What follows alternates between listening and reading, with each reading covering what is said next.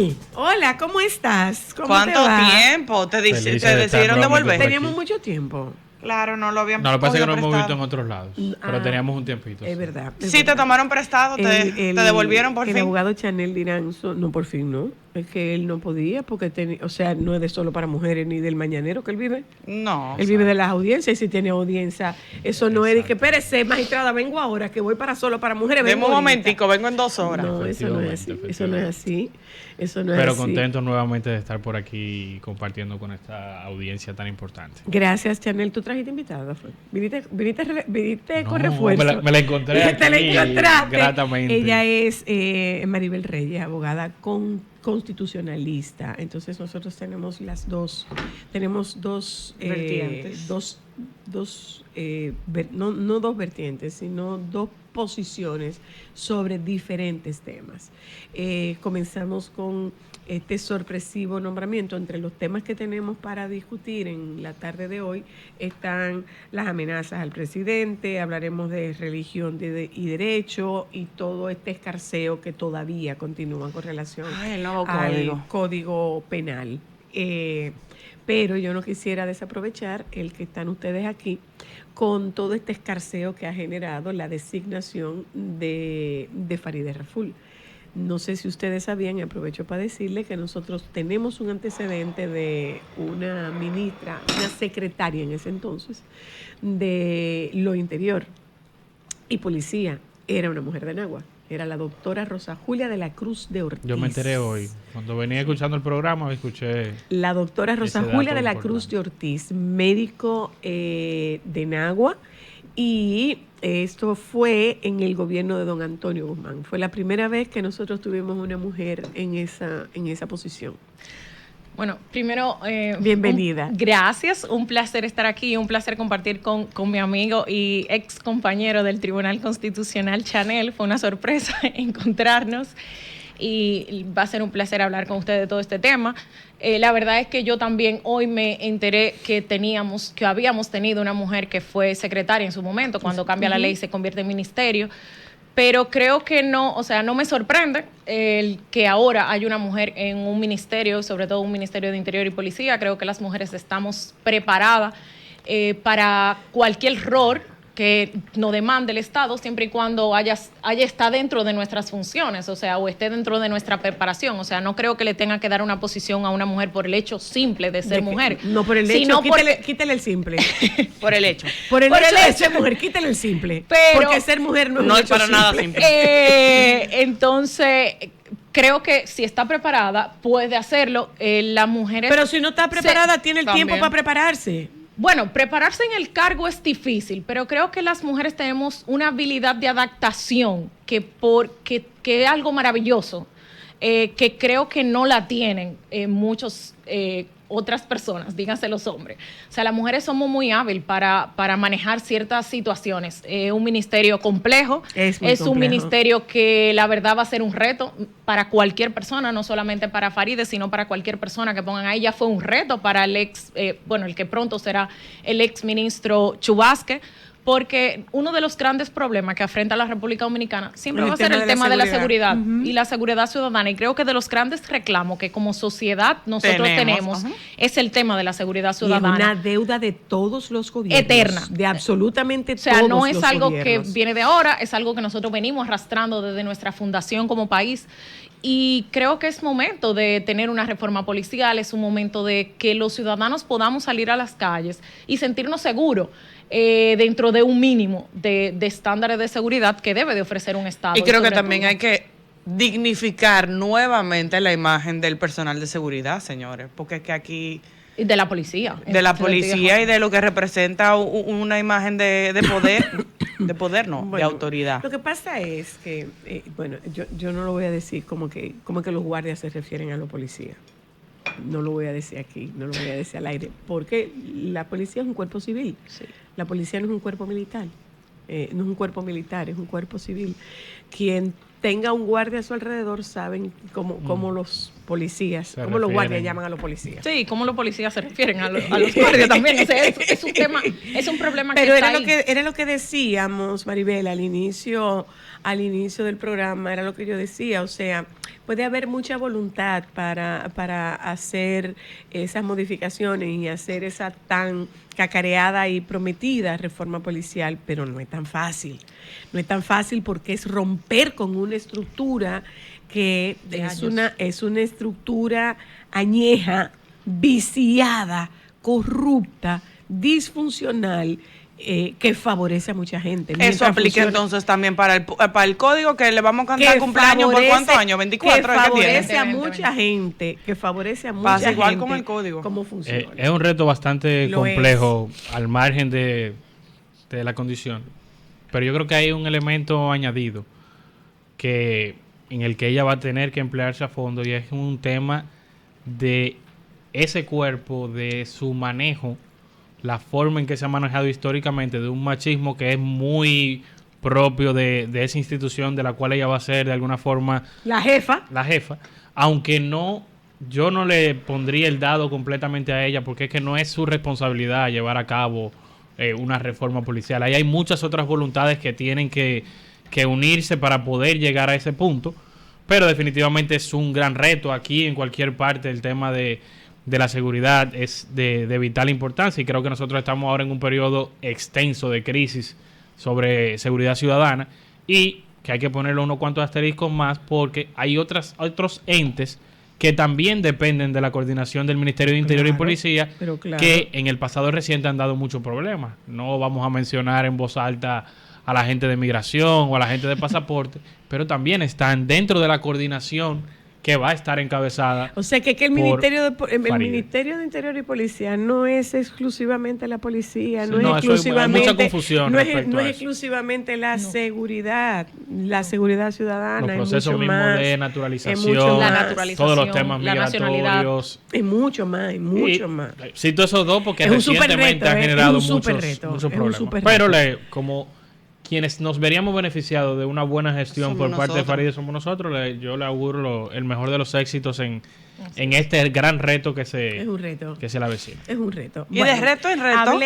Hablemos de, entre otros temas, nos toca volver sobre el tema de la modificación del Código Penal, pero antes de que entremos en el tema de la modificación del Código Penal, algo que se está poniendo de moda penosamente es amenazar al jefe del Estado. Olvidémonos de quién es. Pon a Píndaro, como dice Uchilora, pon a Píndaro de la Cruz como jefe del Estado. Una amenaza a un jefe de Estado es una amenaza a un jefe de Estado. Él es distinto a mí, él es más que yo. Sí, él es más que tú. O sea, todos los ciudadanos somos iguales ante la ley. Hay algunos que son más iguales que otros, pero yo estoy y otros que son menos iguales que otros. Pero yo estoy expresando mi derecho a libertad de expresión. Eso es libertad, yo poder decir lo que yo pienso. Tú puedes decir lo que tú piensas, pero lo que tú no puedes amenazarlo. Claro. Y creo que la gente ha confundido el tema de la libertad de expresión. Libertad de expresión no es decir todo lo que tú quieras por un micrófono, por una red social o incluso hasta en una esquina donde tú crees que nadie te está escuchando. O sea, la libertad de expresión siempre va a ser para tú exigir tus derechos, a dar a conocer tus derechos, pero limitándote a que tú no puedes bordear los derechos de los demás. Uh-huh. Y sobre todo poner en peligro a un ser humano, porque el presidente de la República, que es el comandante jefe de las Fuerzas Armadas, o sea, fue quien los dominicanos decidimos que guíe los senderos del país. No puede que todo el mundo esté diciendo, voy a matar a tal persona o los reto, o sea, no.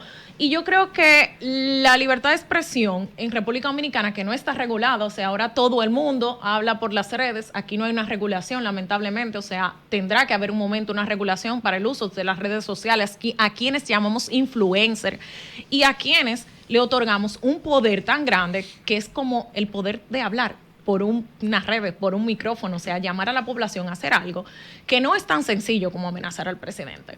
Y yo vi que muchas personas decían, ay, una persona reciente, ay, lo que pasa era que quería llamar la atención. Bueno, lamentablemente, si usted quería llamar la atención, hay una serie de, luego que usted hace ese llamado de atención, una serie de pasos que la justicia debe de dar y ya usted sabrá que otra persona no va a llamar la atención de ese tipo. ¿Es necesario el establecimiento de un precedente cuando se trata de la amenaza a un jefe de Estado? Yo ¿Es creo necesario? que sí. Yo creo que ha faltado. Yo voy a publicidad, porque entre otras cosas, el establecimiento, el sentar ese precedente, sirve como desestimulación de continuar con la práctica. Y aparentemente no se ha sentado el precedente porque la práctica continúa. Yo voy a publicidad, ya vuelvo. Esta tarde con Maribel Reyes, abogada constitucionalista, y Chanel Liranzo, abogado penalista. Tratamos el tema de religión y derecho, amenazas al presidente y la propuesta del Código Penal. Lo de religión y derecho a propósito de lo que ha ocurrido con esta jurisprudencia de que la transfusión de hay sangre. que hacer una transfusión de sangre y usted tiene que hacer la transfusión de sangre. Totalmente. Mira, nos quedábamos al final del anterior bloque con el tema de la libertad de expresión, el tema de las amenazas. No se pone en riesgo ni se afecta la libertad de expresión si tú, usando tu derecho, dices lo que te da la gana, por así decirlo, pero tienes que aceptar lo que viene después, que son las consecuencias ulteriores. No te estamos limitando de que tú lo digas, pero si eso que tú dijiste tiene unas consecuencias, tú la vas a recibir. ¿Qué ha pasado? Que en los últimos 4 años hemos visto de manera reiterativa que no han llegado esas consecuencias. No. Que llegan Y unas siguen los disculpas, que se queda eso ahí muy aéreo, por algo que hemos hablado antes aquí en el programa, y es que hay mucha gente que cree como que las redes sociales son una especie de metaverso, que lo que sucede ahí Se no queda es ahí. real, no tienes consecuencias, que ahí tú puedes decir absolutamente lo que sea de quien Y sea. no pasa y nada. No es así. Entonces, debe, y ahí me quedaba con tu pregunta, debe darse un precedente, debe llevarse a las últimas consecuencias un proceso para que se vea que ese relajo, esa broma pesada, tiene unas consecuencias. ¿Y por qué es más? ¿Qué tan actual es esa ley? No, mira, ese es parte de nuestro Código Penal que data de 1800. Que no del había siglo XIX. No había código, no había redes sociales. Para nada. Pero la importancia y la gravedad que tiene este tipo penal, porque amenazar a cualquier persona tiene consecuencias penales. Ahora, amenazar al presidente, ¿por qué es una situación especial? Porque si tú materializas de alguna forma una amenaza contra el presidente, tú estás poniendo en riesgo la seguridad del Estado, la seguridad de la nación, del gobierno, de nuestra forma misma de gobierno, y por eso es que existe esas sanciones más severas y debe verse con mayor peso ese tipo de temas. No que alguien lo tenga la excusa barata de decir, mira, es que yo hice esto para llamar la para- atención. y lo dice, porque creo que hubo un caso, que ese fue el único que hasta pena me dio, porque era una señora mayor que estaba profiriendo esas amenazas como parte del mismo circo, del mismo espectáculo, y pasó que ella tuvo que hacer un video diciendo, o sea, pero entonces esto es lo que no está desestimulando claro que no. desestimulando Pero que no la sabemos acción. en qué momento va a ser una broma y dirán pesada en esas realidad. personas, después incluso de tener que dar las disculpas, de tener quizá que presentarse en alguna ocasión a declarar, dirán, bueno, mira, a mí me sirvió. O lo usarán para otras cosas, porque llamaron la atención de alguna forma y ya ahí están las redes y lo que quieren es ganar seguidores, ganar público a costa de situaciones que son bastante serias. Pero puede que llegue uno que no sea una broma, que no lo Sí. quiera para seguidores, O sea, no y que podemos- sí lo quiera Es que convertir el en una tema- realidad. el ¿Cómo tema- Como sabemos sociedad cuál es y podemos- cuál no? tomarnos ese riesgo. El tema es que no debemos exponernos a Claro. que llegue uno. Por eso es que digo, por eso es que no tenemos... no debemos exponernos a que llegue uno. Por Pasa- eso es que me refiero lo de hacer una jurisprudencia al respecto, porque no sabemos quién sí y quién no. Claro, pasa lo mismo, sacando la figura del presidente, que sucede en muchos pseudoprogramas de radio, de televisión, donde constantemente se ven temas de agresiones, de situaciones que luego no pasan de ahí, que se quedan en el contenido que se sube. Se está incitando a la violencia con eso. Un día va a pasar que Y violencia extrema. van a de verdad Alguien sí a lo va a lesionar a coger. una persona o van a matar a una persona y ahí vamos a decir, mira, el relajo se nos fue de la mano. Hablemos de religión y derecho. Hablemos de religión y derecho. Mira. ¿Dónde se cruzan? Dos cosas que deberían de estar muy separadas. Debían estar Pero que separadas. aquí están muy Debían estar presentes separadas. en el Estado. Hablemos de religión y derecho. Mira, Bueno, yo ok. y voy a tomar el testigo para primero saludar la decisión testigo? que... El testigo de... Es que estaba viendo las imágenes de los Juegos Olímpicos. De los Juegos Olímpicos, el testigo es lo que se van pasando los corredores en relevo. Para aplaudir, decía, la decisión del Tribunal Constitucional. Maribel sabe, y yo también, por haber estudiado también temas de derecho constitucional, que nuestro Tribunal Constitucional es un tribunal joven, que Muy apenas jovencito, empezó su funcionamiento en el año 2012. Y los tribunales constitucionales, las altas cortes, tienen un periodo de tiempo en el que van conociendo los grandes problemas jurídicos que se presentan en todas las sociedades. No había llegado la oportunidad de que el tribunal se enfrentara a ese gran problema jurídico de poner en una balanza la creencia religiosa, que es un derecho que tenemos todos, incluso a no profesar ningún tipo de credo, y el tema del derecho a la vida, en este caso. Entonces el tribunal, tomando quizá la decisión correcta, la más ajustada a nuestras disposiciones constitucionales, dio la ponderó entre esos derechos, ambos derechos fundamentales, vuelvo y repito, para determinar que el derecho a la vida subsistía por encima de ese derecho a profesar una religión, porque en este caso estaba poniendo en peligro la vida de una persona menor de edad.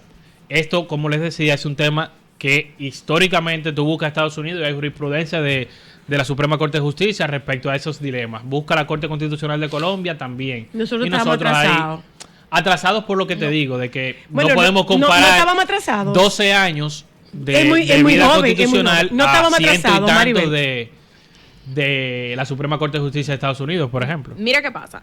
Efectivamente, el Tribunal Constitucional es muy joven y es la primera vez que se pronuncia y pondera el derecho a la vida y el derecho a la religión.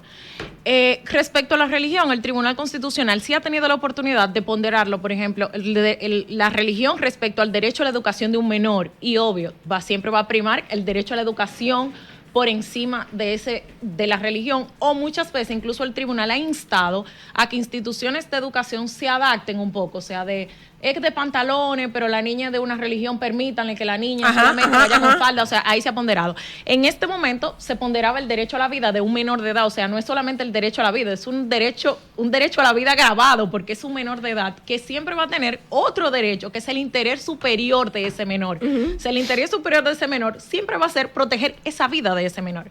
¿Qué pasa? El Tribunal Constitucional no había tenido la oportunidad de referirse al derecho a la vida y al derecho a la religión. La verdad es que es una sentencia magistral, no podíamos esperar. Lógicamente prime el derecho a la vida. Totalmente, y no podíamos esperar otra Pero cosa. tú dices que no debían estar juntos, que debían estar tan separados como fuese posible. Porque no cuando se supone que nosotros somos un país laico. Deberíamos de no discutir en este caso. Se supone que nosotros somos un país laico. Tenemos una situación en este caso que es el peligro de un menor de edad. No tendríamos siquiera por qué tener que esperar que un tribunal decida.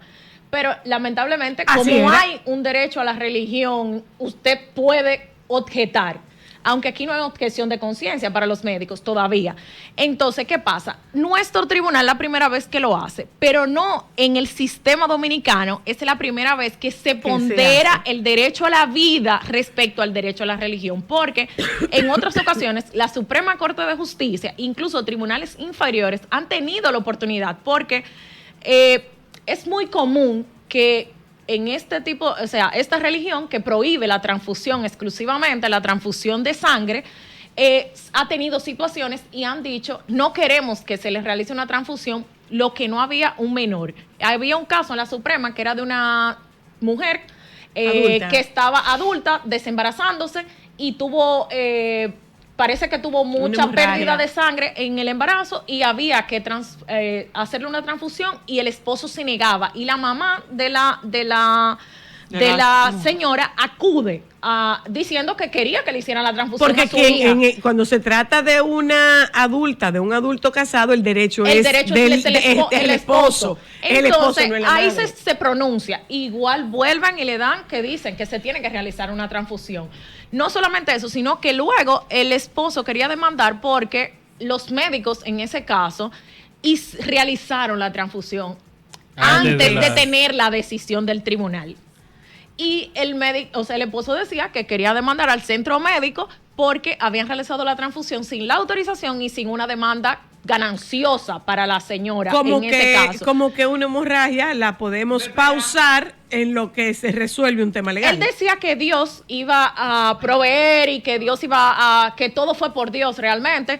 La verdad que hay que respetarle su creencia claro. y sobre todo los que tenemos ciertas creencias o que creemos en Dios o que creamos en el universo, en lo que cada persona crea, tú lo respetas, pero cuando...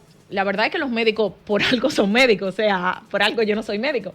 Entonces, si un médico te dice que lo único que se necesita es una transfusión, no creo que ningún médico lo vaya a hacer de que porque quiero hacerte una transfusión para demostrarte que tu religión es más débil y que yo no. No, O es sea, salvar una vida. Es salvar una vida y los sobre médicos, todo es un salvar país una vida donde y no los hay médicos banco de están para sangre, o sea, salvar que la una sangre vida. hay que buscarla debajo de la tierra. Entonces, Mira que yo creo que, al margen de eso, que es totalmente cierto, es jurídicamente sano que este tipo de casos pasen, que lleguen al Tribunal Constitucional y que se den decisiones de este tipo. Ahora, ¿hasta dónde se extiende? Y me explico. Porque esto pasa aquí, pero si se presenta un caso en un pueblo distante, ¿tienen conocimiento los médicos de que pueden actuar? Porque nosotros seguimos pensando que el país es Santo Domingo, Santiago, La Vega, Punta Cana y La Romana. Y el país es más que eso. Mira, ahí yo animaría al propio Tribunal Constitucional que a través de su mecanismo de difusión haga llegar la importancia y la relevancia de esta decisión. Es una falencia, entonces, porque es un de comunicación. precedente que se impone a todos los poderes públicos. Sí. O sea, en los casos en que se debata, va a ponerlo así en términos cortos, el derecho a profesar una religión, a esa creencia religiosa, frente al derecho a la vida, y en el caso de un menor, va a prevalecer el derecho a la vida. Y ese ya es un precedente. Eso, sí, claro. Cada vez que eso vaya a tribunal, los tribunales tienen que tomar el precedente del Tribunal Constitucional y decir, esto es lo que aplica. Entonces, eso que se impone, eso que debe llegar y explicarse de esa misma forma, porque es una forma también de proteger a los galenos, de que sepan, mira, claro. tengo Claro. la potestad en estos casos de actuar de esta forma y estoy protegido por un precedente que es parte quizá de es directamente una interpretación que se ha hecho de la Constitución. O sea, esos precedentes una tienen ese poder. Y voy por ahí y me voy a salir un poco de religión y derecho. De religión y derecho. Y vámonos al tema, cuando hablas de la interpretación, vámonos al tema del cambio de orden de los apellidos. Es una interpretación de la Junta Central Electoral en el momento, pero tiene la Junta Central Electoral la capacidad y la potestad, a partir de la interpretación que tenga quien fuese el presidente de la Junta en ese momento, que tú haces la solicitud de ese cambio de nombre. Mira, porque mucha gente asume como que el cambio de nombre que tú te quieres quitar el apellido, no es eso. Tú probablemente lo que quieras es cambiar la posición. Lo primero es que la Junta, cuando hizo el tema o simplemente aclaró a la población que no había un orden respecto al apellido de padre y madre. Porque es un uso. No es una ley, es un uso. Está estipulado. O sea, la Junta simplemente lo que dijo, miren, históricamente en el registro civil, como siempre, la señora, o sea, la mujer parida estaba en el hospital o en aquellos tiempos. Fuera, en la casa. En la casa. Generalmente el señor es que iba al pueblo o al registro civil y le preguntaban, ¿cómo se llama su hijo? Pedro Sánchez. Y ponía el nombre. Y su esposa, María Trinidad. Entonces, le preguntaban el de la señora de último. Entonces, se fue creando una cultura respecto a la organización del orden del apellido. Pero la ley no dice que tiene que ir el nombre del padre primero y el de la madre segunda. No, dice que debe de ser reconocidos por los progenitores. Pero no dice que obligatoriamente tiene que ser el del padre. Esto es algo prácticamente interno, o sea, de que los padres se pongan de acuerdo de, mira, porque ya mi apellido tal vez se vaya a perder. Eso no es un desconocimiento. Pero no está desconociendo el derecho a la paternidad. Pero yo creo que incluso tienen ahora están más sobrecogidos respecto a eso, porque ahora hay una norma, una ley reciente, creo que del año 2023, que ya lo establece expresamente, que dice que los padres pueden elegir ese orden. O sea, ya se le dio también un fundamento legal para decir, mira, si tú no dices absolutamente nada, se va a poner el orden que la costumbre Porque se tiene. antes, cuando un hijo no estaba, y utilizo el término coloquial, cuando un hijo no estaba declarado, ese hijo tenía el apellido de la mamá. Sí.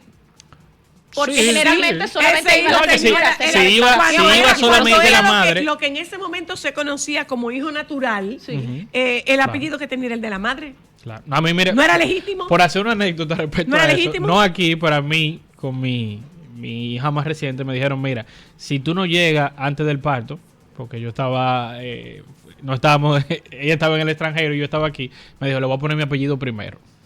Esa fue la amenaza, pero la base es la misma disposición legal que te permite, y eso lo tenemos actualmente. O sea, Maribel mañana puede ser madre y decidir que en vez del apellido de su esposo vaya el de ella primero, y perfecto. Yo digo que lo complicado con eso es si ya tú elegiste un apellido para uno de tus hijos o un orden, y después al siguiente tú quieres hacerle el orden a la inversa. Bueno, eso Esa era mi puede defensa ser. para decir, Eso al margen puede de que yo no ser. llegara a tiempo, tiene que ponerle el orden como van, porque... Claro, exacto. Volviendo al tema anterior, Religión y ley. religión y ley, aquí voy a hacer una pregunta, porque se me presenta la oportunidad de tener dos facultativos como ustedes, sobre el artículo 34 en aquel entonces. El caso, por ejemplo, de Esperancita. Esperancita fue una niña de 15 años. ¿Qué pasó en ese caso? Porque ahí estábamos religión y derecho. ¿Por qué pudimos hacer jurisprudencia ahora y en aquel entonces no? Y en vez de perder una, perdimos dos. ¿Había Mira, tribunal constitucional ya? No había No había tribunal tribunal constitucional. constitucional todavía. Existía Suprema Corte de Justicia que hacía función en sala de Corte Constitucional. Conozco el caso de Esperancita porque una de mis tesis jurídicas para la Universidad de la Sorbona es sobre la legalidad del aborto en la República Dominicana. ¿Para la universidad de dónde? De París, de la Ahí, Sorbona. una vainita ahí. Entonces, Qué suavecito. Así, colocadita, ¿oíste, Joan? Sí, como que, colocadita. ay, yo compré Para la una. universidad, una de mis tesis. La una verdad de es mis que aquí tesis tenemos en muchos la Universidad profesionales de la que están Sorbona. en mejor universidad. Ahí, colocadita.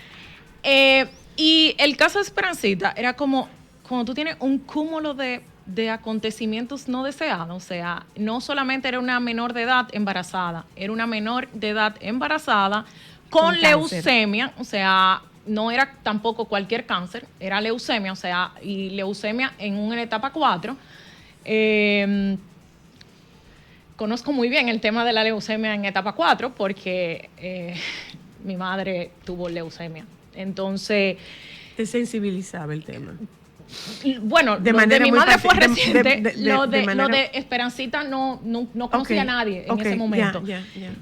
Ahora que lo veo, digo, wow. Entonces, no, o sea, los médicos, cuando tú ves el expediente, si tú tienes acceso al expediente, no es que los médicos no hicieron nada para no salvarla. Hicieron todo lo médicamente posible y permitido. Muchas veces se ha creído que la única solución a un problema es desembarazar a un menor o desembarazar a cualquier persona. Muchas veces desembarazar es el problema mayor que puede traer. Entonces, sí había un tema de religión por parte de los padres, pero había un tema de religión para el tema de las transfusiones que tenían que realizar. También. Porque también, o sea, eran de la misma religión que profesaba la niña reciente. O sea, no querían aceptar las transfusiones. Aún así, el cuerpo médico realizó las transfusiones para intentar prolongar la vida de Esperancita, para intentar... Para poder darle tratamiento. Tratamiento para desembarazarla de forma natural, porque es la forma más segura en esos casos. Hay cosas que se omiten en el expediente, o sea, que tú no tienes acceso por temas de un menor, de seguridad. Me imagino que incluso hasta los propios padres, cuando al final yo tenía el expediente porque lo estaba estudiando para una tesis, a lo que tenía acceso era la parte legal, a lo que se decidió en ese momento. Sí entraba el tema de religión, pero no es lo que muchas veces se ha entendido de no la desembarazamos por solamente la religión o porque era aborto o religión. No. Era que habían un cúmulo de factores. O sea, eso es lo que se conoce como tormenta perfecta. Era una tormenta perfecta. Todos los elementos que incidían Sí. en ese caso. Sí, lamentablemente. Y que- Y que poco podía hacer el sistema legal en ese momento, o sea, y el cuerpo médico. Pero seguimos en la misma posición, porque hay un caso que mencionaba esta mañana Jaime Tomás desde Santiago, una menor de 14 años, embarazada producto de la violación, se supone que de un padrastro que se dio a la fuga, tiene un embarazo de 4 meses, el shock, el trauma que se le produjo a esta muchachita, la ha llevado, muchachita por lo de jovencita, retiro lo de muchachita para que nadie crea que es un término peyorativo. El trauma que le ha sobrevenido a esta jovencita es de tal nivel que la joven no habla.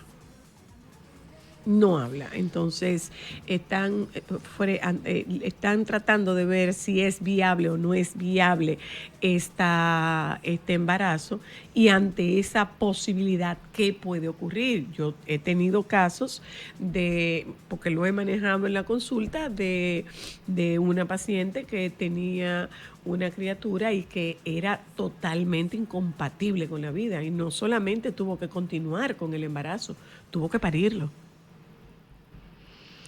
Mira, yo primero quería puntualizar algo con el comentario. Breve, Chanel, que nos vamos casi ya. Brevísimo.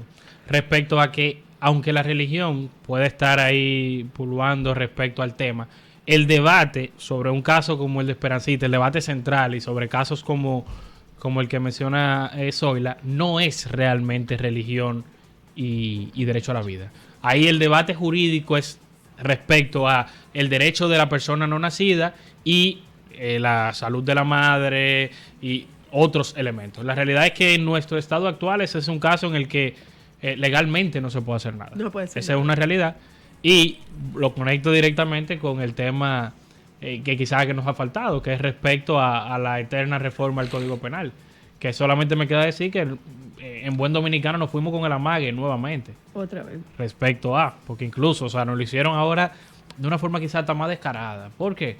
Porque lo trataron, eso fue a los medios, se habló de comisiones y demás, cuando ya nos acercamos al final de la legislatura, y de una legislatura que, oh sorpresa, la próxima legislatura no tiene la misma composición. Vienen otros legisladores, Claro. legisladores O sea que que van a volvemos tener... para atrás otra vez. Totalmente. Sí, Volvemos al así es. principio. Maribel, Chanel, gracias. Qué discusión tan interesante. ¿Por qué se fue tan rápido? Dios mío, Lo que son de la pasa, tarde, lo que denme un pasa cuando, chance. lo que pasa Esto está cuando muy tú estás en interesante. buena compañía. Ay, sí. Lo que pasa cuando Do estás en duro. buena compañía. Claro que Muchísimas sí. gracias. Gracias a Así ustedes es, por pero la una cosa y la invitación. otra, la sorbonense. No, para nada, guastriana, de corazón. Gracias, Maribel. Gracias, Muchísimas Chanel. gracias a ustedes. Nos juntamos con ustedes mañana. Los compañeros del Sol de la Tarde están aquí. Quédense con ellos, por favor.